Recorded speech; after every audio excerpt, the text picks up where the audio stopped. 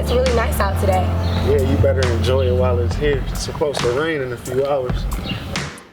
These materials have to end up going somewhere. 500 million single-use plastic straws every single day. You can't get mad. Get frustrated when the game ain't going your way. It's just what life is. Honestly, it feels like I'm drowning in plastic.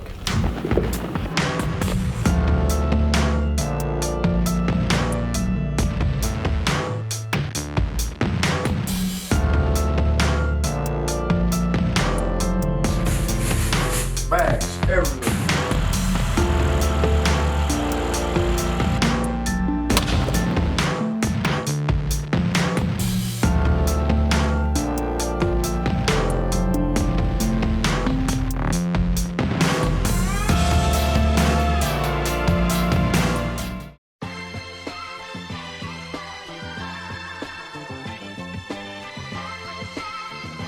The one thing I'm excited about this shoe is that one is made in Italy. So that means you're going to get premium quality, handcrafted leather. I did all the famous sayings or phrases from our city's favorite sports teams. Right here, you have Bless You Boys. The most famous corner in baseball history is Michigan and Trumbull. The Roar of '84 and 35-5. Those represents the Detroit Tigers. Then you have We Want Stanley, Hockey Town, Let's Go Red Wings, and the captains. That represents our Hockey Town team, the Detroit Red Wings. Then for the Detroit Lions, you have the current saying, defend the den. And back in the day, we used to always have this theme song when we won called Another One Bites the Dust. And the defense used to be called the Silver Rush. And on the back, of course, I wanted the Pistons to go on the back because back-to-back championships. Get it? Back-to-back, I know. You got the Bad Boys that represents the 89-90. You got the Best Five Alive that represents the 04 squad. And you got Detroit basketball, which a call out to my man Mason, who made that saying iconic. And of course, the iconic phrase from George Blaha, count that baby in the foul. So I wanted this shoe to represent all four sports teams here in the city of Detroit that's going to be showcased nationwide with the Made in Italy Top Mopkins collection from Starter.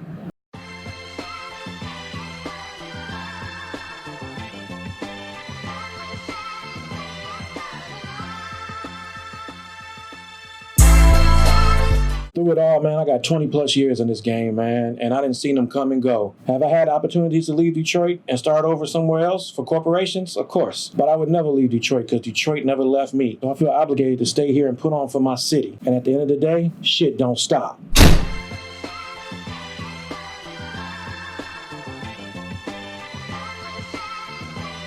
I was born and raised in the city of Detroit on the 12,000 block of Rose Island, Detroit West Side. You know, when I was coming up, we wouldn't know. Let me adjust my crown. Y'all turn the trumpets up. We all need a little royalty, right? Everything except for who I was and who I am. My father's black, my mom's white. During my childhood and even in my teens, I almost had to fight to prove to what I was, and I was a black man. Granted, my mom's white, my dad's black, you know, and they've been together since the early 60s when it wasn't cool to be with each other, where my dad literally had to get in confrontations because he was with my mom and things like that. So coming up on Roseline, I was introduced to humble beginnings. I know what it's like to be on welfare. I know what it's like to cash in food stamps. I know what it's like to get public assistance. I know what it's like to have Medicaid, to struggle, lights off, gas off, heat off, water off. I know how all that shit feels. Everyone around us was going through the same struggle too, so we didn't know that that was really a struggle. We just thought it was a fucking way of life, because one day I can go to my boy's house and they got candles lit and we pay it no mind, because the next day you can come to my house and you got to keep your jacket on the whole time because we ain't have no fucking heat. Plus coming up on Roseline, man, it's like I was introduced to the street life real early because of fashion. It was a way of life for us, like getting fresh and just wearing like Van Grack suits, Fila suits, Adidas suits and things like that. So when we would step out, you know, on the block or do whatever, you know, people who always was the flyest dresser always got the most attention. So really my first role model wasn't anybody in business. It was people in the streets. It was the street hustlers. It was the D-boys. It was everybody you can imagine that was setting the tone for us to get fresh. So it wasn't nothing to see somebody in some $250 Mark Van Grack shoes or a suede Puma suit with the flashy jewelry and the flashy cars and all that, because we thought that was a way out. Either you rapped or you hooped or you sold dope. It's just what it was. It's just what it was. The way I flipped it now, I want people to see that you can come from Detroit and you can make it out here, especially in this fashion industry now, because it's so fucking watered down. It's like the real has left. You know, I want to put realness back in the game. I want to bring heritage back because this culture has been sold. Heritage is in your DNA. Heritage is what birthed us into this. Culture is something that they market and advertise, like when they say for the culture. And 9 times out of 10, motherfuckers who's saying it's for the culture didn't come from our heritage, didn't come from our culture. And throughout this thing, I'm going to ramble and I'm going to go off subject and do all that because this is what's inside of me. This is my passion. This is how serious I am for this. This is not going to be like a regular fucking documentary. I'm just freestyling, going off the hip because that's the cloth that I'm cut from. I'm cut from that real cloth. So you're going to get a lot of shit from me. Sometimes when we used to go to these meetings and all that stuff, you got people that's sitting up there talking about a culture that they're not from. And I'm not saying that they're wrong and all that, but they're trying to sell you on a culture they know nothing about. They know nothing about being on the block or doing anything that you have to do to survive out here in this street. When I mean my people, I mean the people that struggle. Because I feel like it's a me in LA, it's a me in Atlanta, it's a me in DC, it's a me in New York, it's a me in Boston, it's a me in Houston, it's a me anywhere that cares about their city and want to bring life to their city. So coming up, my dad was always a nice dresser. Like we couldn't go to the corner store unless we was clean. I had to have on clean gym shoes and all that because my father used to always tell me people gonna judge you by the way you look and the way you present yourself, and you also have to know how to talk to people too. I've been blessed with people say the gift of the gab because I can go on the block and kick it with them,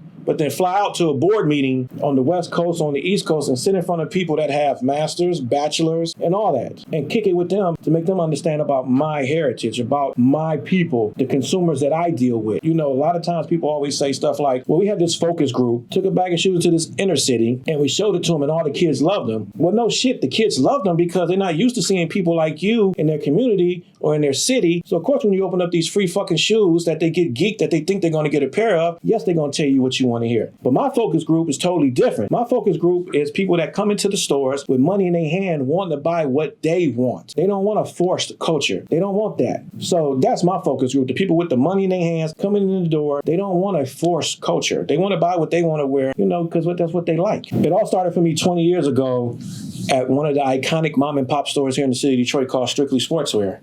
A little old lady named Dorothy Hamlin took a chance on me because she saw something in me. I'm going to get emotional about a lot of things here because there's a lot of shit that still touch me.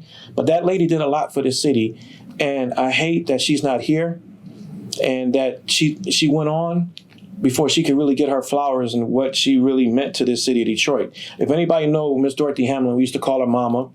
And Mama always defended us. Defended her people, defended our people, defended everybody.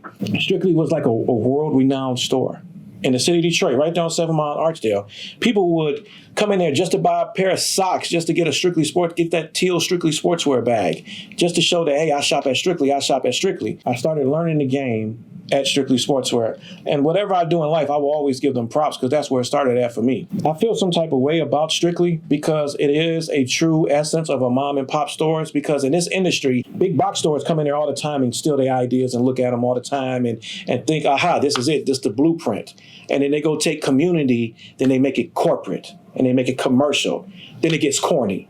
So places like the Strictly Sportswears of Detroit, my people in Chicago, Corey and Diego doing it at Leaders, Val doing it at Success, my man Big Pat and Jeff at Walters in Atlanta, and my guy putting it down in Indianapolis, Monty at Hang Time.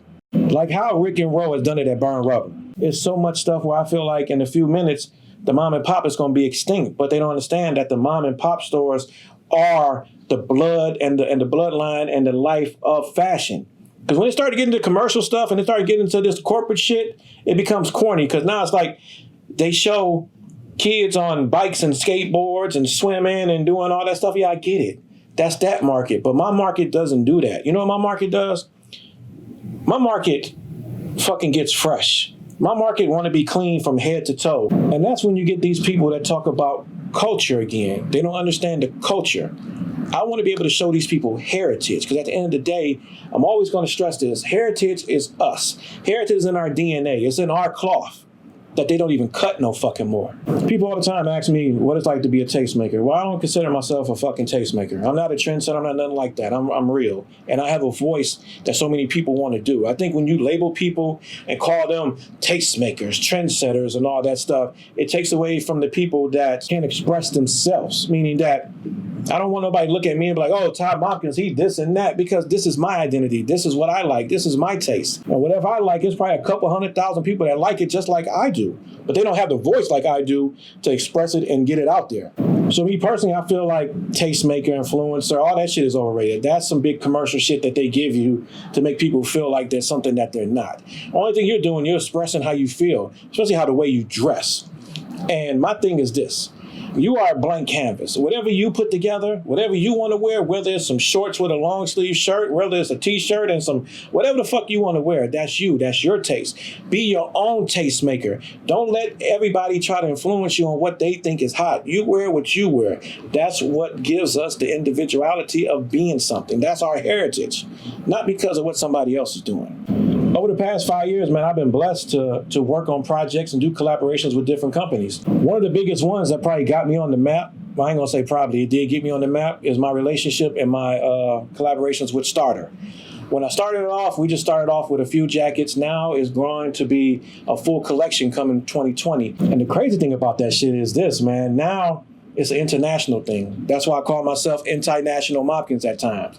It's still a blessing, and I'm still humbled to see people pull up on me or tag me in their Instagram post or their social media post, opening their jacket to show in the patch.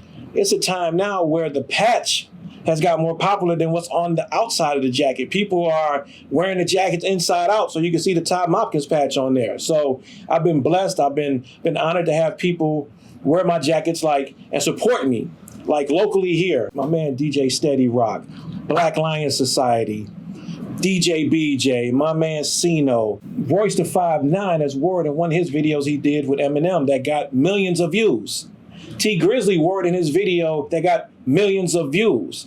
Then you got nationally known people like DJ Khaled, who posted on his Instagram that got hundreds and thousands of likes and views. Fabulous. He wore the Axel Foley jacket that I did a couple years ago and recreated the fucking Beverly Hills cop sign pose with Axel Foley. Thousands of pictures, thousands of likes and all that.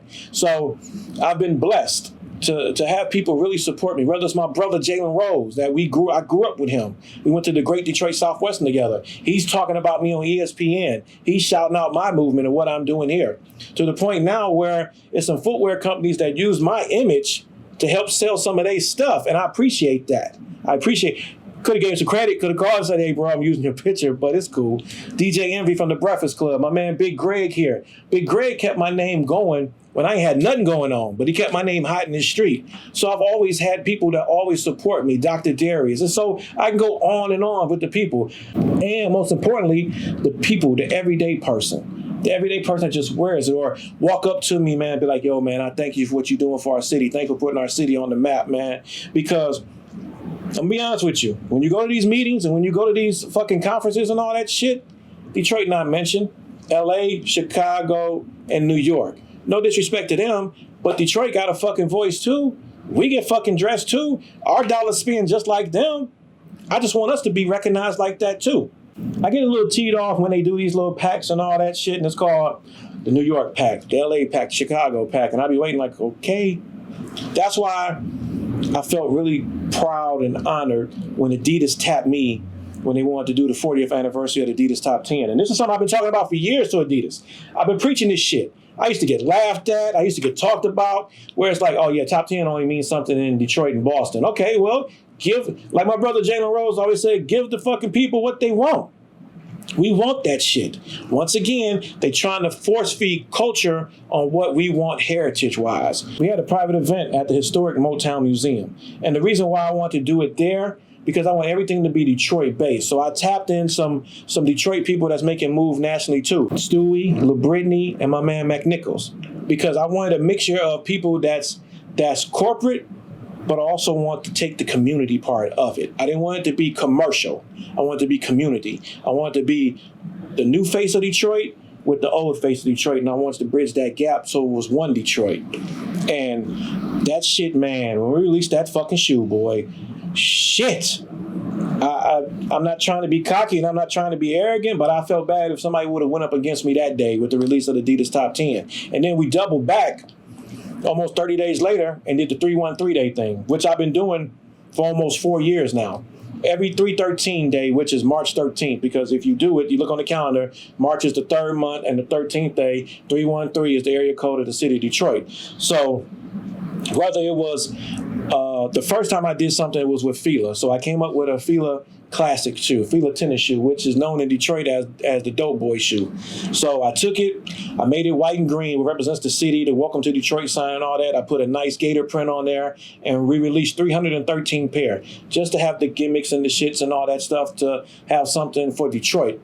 That shit sold out in minutes. Then we doubled back again and did some Detroit team hats with New Era one year. Now we fast forward to 2019, which leads us to the Detroit versus Everybody collection. So I was happy Adidas tapped in my brother Tommy Walker with his Detroit versus Everybody movement. They did Adidas Top 10 too, where it was us, Puffer Reds, Detroit versus Everybody store, and Burn Rubber. We did this event, man, and I tagged along one of my Detroit Pistons starter jacket with it too, to make it the top, to put the icing on the cake and all that shit. When I tell you that this city went fucking crazy over it, is an understatement. And we had people lined up for days. We know how much the top 10 means to the city of Detroit. Here in Detroit, it's the Adidas Top 10, it's starter jackets, and it's pretty much now everything that I put my hands on now, because I really feel in my heart the people of Detroit support me because I support them. I always give back to this city. I always do. Whoever I'm with, whatever corporation I get with, I make sure we give back. I make sure we give checks to foundations. I make sure we give checks to the public. I make sure we do back to school drives. I make sure we give stuff back to the community, because my thing is this. If you're going to come take money out of Detroit, you're going to put money back into Detroit, regardless of what it is. Whether it's going to see kids at Children's Hospital, whether it's going to see women at a homeless shelter, or young men that's locked up in our youth juvenile detention center. I need you to go talk to them. I need you to do some things. You know, shout out to Trick, because that's something that he's been doing here. He used to get a bad rap for that shit because they used to think it was negativity, but my thing is this. Fuck that. If you come to Detroit and you get money out of Detroit, you better invest back into this motherfucker. And I don't mean to be hardcore. I don't mean to be rude or nothing like that, but that's just the way it is, because one thing about Detroit, we embrace the outside. We love the outside. I just want us to start loving ourselves like how we love outside. So that's why I carry that fucking flag of Detroit on my shoulder every day. And with those starter jackets, man, shit, that took on a life for itself. So I wanted to be different than anybody else, because nobody couldn't believe that I was putting a release date on a fucking jacket, let alone a starter jacket, something that wasn't in the market for years. The one thing it did have, an emotional placement in your heart.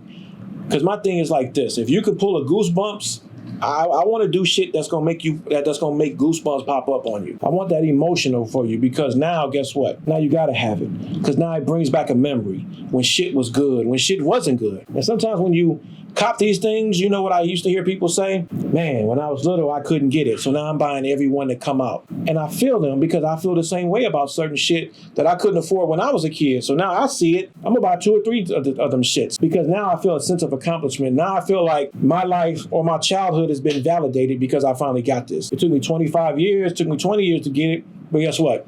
It's finally in my possession. My shit is validated. My shit is stamped. And with the starter jackets, when I put the release date on there, people thought I was fucking crazy. And I said, okay, now I'm gonna do this. I'm gonna create a slogan, because I need attention on the inside of the jacket too. Okay, starter. Everybody wants to be a starter in life. Nobody wants to sit on the bench. Everybody wants to be a starter. So I was like, okay, when you buy your jacket, make sure you look on the inside of it, because if it's not a Ty Mopkins starter, your ass still on the bench. And that shit went viral, went crazy. People are running up to me, stopping me in fucking traffic, rolling on their window, opening up their jacket, showing me the patch. Be like, look, I'm now on the bench. I'm starting. That shit right there, that's one of them fucking wow moments where you just sit back and you look. I was like, wow, you fucking did it. You did it. I created a movement with that shit. It got so big that where I did something in January of 2018. I did a collaboration with Fila. I reintroduced the GH1, which is the Grand Heel. This is his first signature shoe. This is something that I was working on for the last 2 years, but I could never get it to come out right, or I never could find the perfect time for the shit to come out. And so I sat back and I came up with the shoe, and it came up with the old school Piston colors. The old Piston fans don't pretty much care about the teal and the maroon and all that because they feel there was a time in the Pistons era where we wasn't as good. And the new age people, they love that teal. They love that horse head. They love that logo. So when I designed that shoe, I called my man Lewis over at Fila, and I was like, yo, this is how I want to do it. He executed it to the T, where it had teal horsehair on it, because I wanted to put pony hair on it because the horsehair represents the Piston horse. Then one thing about Detroit, we love our fucking patent leather. Whether it's patent leather Air Force Ones, whether it's patent leather top 10s, I want to put some patent leather on this. On the sole, I came out with that translucent sole where I wanted the flames from the Piston horsehead to come onto that. I created a starter jacket to go with it. All white, pure white, with the Piston logo on the front and on the back with the big horse head, and with the 50th anniversary patch on the sleeve. I don't care how it is, I got to get Grant Hill to wear this shit. I was talking to the president of Starter, Carl Banks. We were trying to come up with a game plan on how I want to release this and get things going. We had a mutual friend that worked for the Atlanta Hawks. Her name is Amy Serino. And I built a relationship with Amy and Carl through Starter and the Atlanta Hawks to do some real exclusive pieces. And I said, yo, I'm doing this Grant Hill pack. I don't know Grant personally. Is there a way I can send it to you and you can get it to him? And she was like, no problem. Just send it to me. I love what you're doing. And I'll make sure he gets it. The release date coming up, because I wanted to release it on January 12th, which is my birthday. And I'm like, fuck, maybe he didn't get it or whatever. And, you know, so Amy was like, look, I gave it to the person that deals with Grant directly. Now we just got to wait for him to get it. Now I get a DM from Grant in my Instagram. Yo, did you send me this? If it is, man, I love it, man. It's dope. I'm going to wear it on Inside Stuff, because at the time he was co-hosting NBA Inside Stuff. And I was like, bet. Yo, appreciate you. Because, you know, sometimes I send packages off to people and, oh, I got you. That's the most overused. I'm still waiting on motherfuckers who I sent package to get me. They ain't got me yet. It's cool. That's for the other documentary. Grant posted his picture. Him in the jacket, wearing the shoes, gave me a shout out. When I tell you the moment that shit happened, it was the day before the release date. It was already buzz on it. We already sold out of pre-sales. We already leaked it a little bit online, so we already knew how it was going to be. He posted that shit the day before my birthday, which was January 12th, the release date of the jackets and the shoes. Slam Magazine talked about it. Sneaker Bar Detroit talked about it. Everywhere around the world post that fucking picture of Grant Hill wearing that shit on NBA Inside Stuff. Email, DMs, the phones at the stores was going off, and everybody was saying, because they didn't know that was like my collection, they just seen Grant Hill in this shit. Grant Hill's back with Fila. Oh my God, Grant Hill got on the Filas. Oh my God, that's cold ass starter jacket. Things like that. So that shit led to conversations with me and Grant, and even with Fila, about, you know, how can I bridge the gap with them? Because for the longest, they didn't talk to each other. Fila didn't mess with Grant. Grant didn't mess with Fila. Rest in peace, John Epstein, the president of Fila. I reached out to him. I said, yo, we got to get Fila back with Grant Hill, and Grant Hill got to get back with Fila. I don't know how it's going to happen, but it got to happen. So I made the introduction to John Epstein and Grant Hill, and they started talking and all that stuff, which led to Grant reuniting back with Fila and getting a lifetime deal with Fila. So that right there made me so fucking proud that I was able to do that shit and get them talking again. And that shit came from Detroit. And another thing that really went global is when Big Sean wore one of my Detroit Lions jackets. And that was to help through a young lady that used to work for the Lions. Her name is Dee Dee Capers. I got in contact with her because I knew Big Sean was doing the halftime show. I got to get Big Sean in one of my jackets. You know, right then and there, the jackets were taking off. And so she was like, all right, cool. Let's set up a meeting. Give me the jackets. You know, I'm not saying he's going to wear it, but we will present it to him as an option to wear. So I gave it to Dee Dee. Made sure her son got one too, because her son's an up-and-coming DJ named DJ Super Clark. Young man that's very talented on the wheels. And I was like, here you go. And she was like, once again, I can't promise anything, but I will make sure it's presented to him. The day before, she sent me a picture with him in the jacket with the finger cross emoji. I'm sitting at home, and this is this is funny because this is one of the first times I missed a Thanksgiving Day game. So I'm watching it at home, and they announced him coming out. And I was like, oh shit, oh shit, oh shit, oh shit, oh shit. This motherfucker wearing the jacket.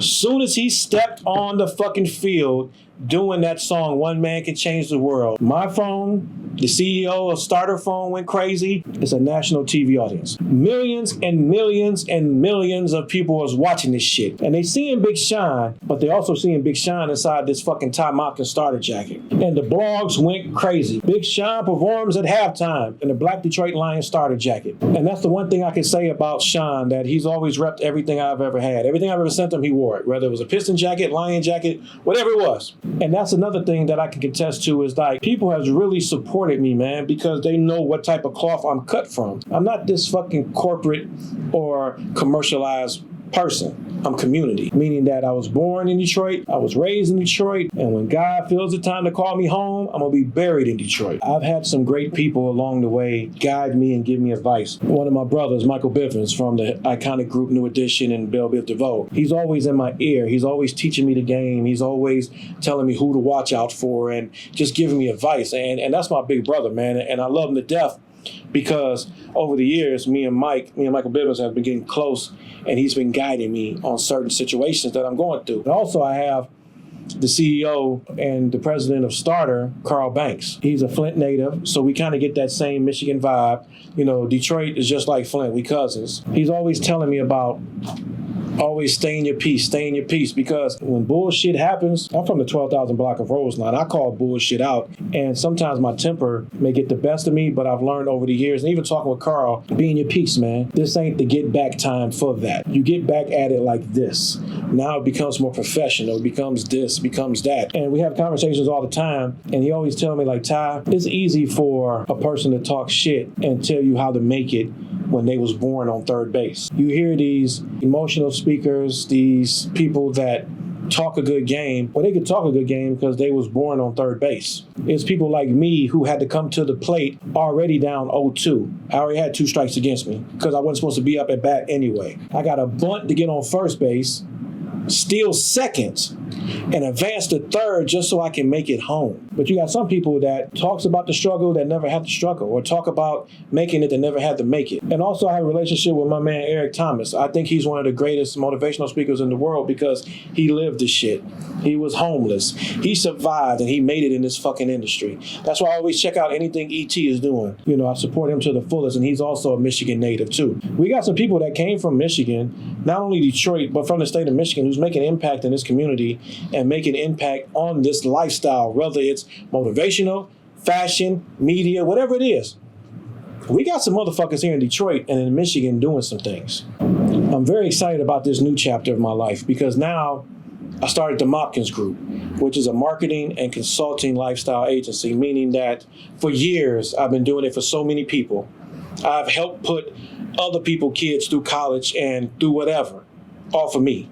Now it's time to do it for me, off of me, for my family. I got a wife, I got kids, grandkids, nieces, nephews, cousins, friends that I want to be able to put in position to win too. I want my family to shine just like everybody else's family. And that's what it's about, man. It's about reaching out, helping people with their business and their dreams, because sometimes people can't express what they feeling. And you know, I'm guilty of that as well too. I got all these ideas, and sometimes I need help with people to help me put it the way how it needs to be said.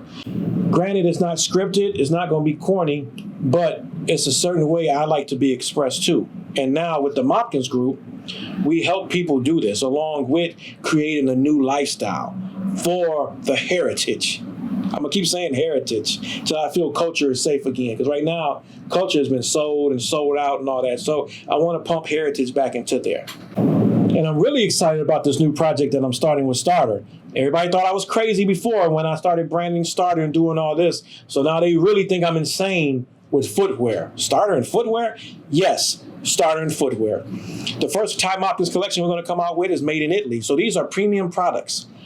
Premium quality handmade products. And when you get the shoe and when you see the shoe, you're going to feel it, you're going to see it, and you're going to see why I'm so passionate about this.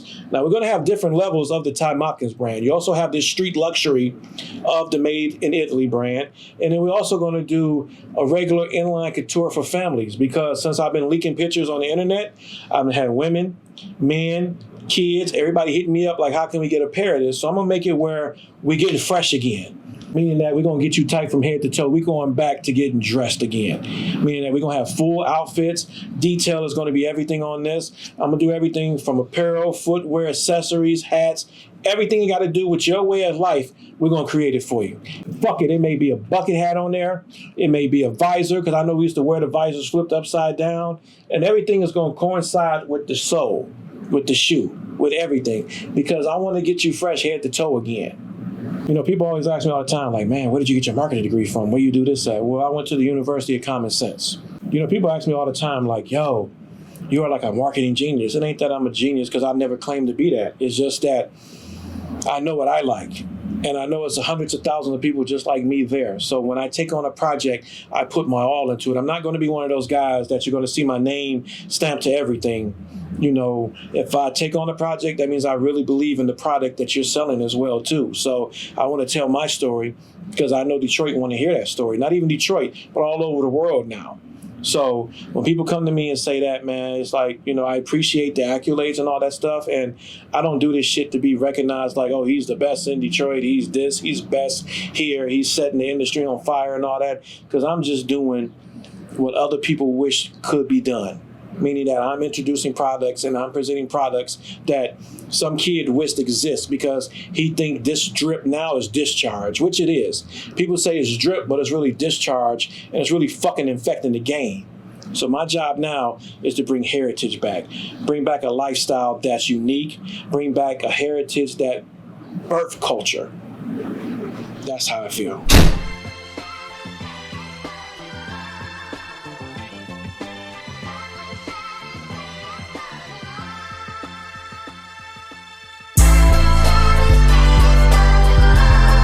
Let me adjust my crown.